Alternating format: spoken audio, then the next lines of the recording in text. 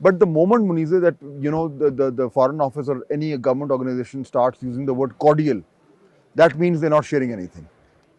So I think that's the best thing that we can think of. That if they're not sharing anything, that means probably something is actually happening. Well, we certainly looks like something is happening because we now know that there has been a trilateral, which lasted around 2 hours, is what we are being told, and a lot of people I know, skeptics, were expecting that they may not even be a face-to-face meeting, Yeah. and so now there has been a face-to-face meeting at such a high level. So obviously, as Naseem Zahra Saiba said, that obviously things were already ironed out beforehand.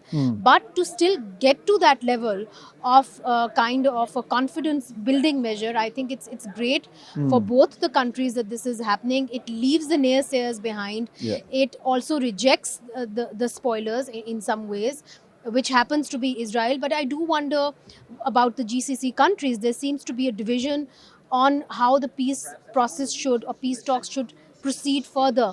And I think that is something that perhaps Pakistan will have to have a balancing act between.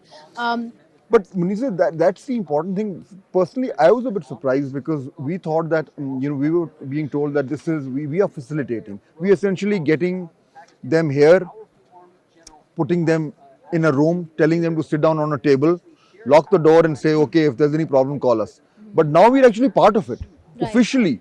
So right. that means that our role has evolved from just Expanded. being a facilitator to something a bit more.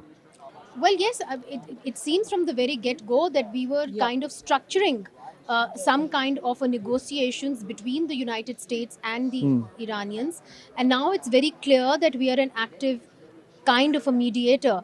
Who becomes a guarantor in this, and how is this all solidified, is another question. From what diplomats are telling us, is that everybody has a stake in this, whether it's Russia, China, Yeah. whether it's the European Union, even the United Kingdom, that they have a stake in it, and they're hoping that a framework will be developed, which will then be taken to the United Nations, and there would be some kind of a stamp by the United Nations in how to continue a mechanism for talks. So that is what diplomats over here are telling us. They're also telling us that it's no coincidence that the Saudi foreign minister is here, Yeah. that there would be some kind of talks about how there can be some compensation for the Iranians, how they've just announced that they want to invest in Pakistan. So are they looking at Gwadar?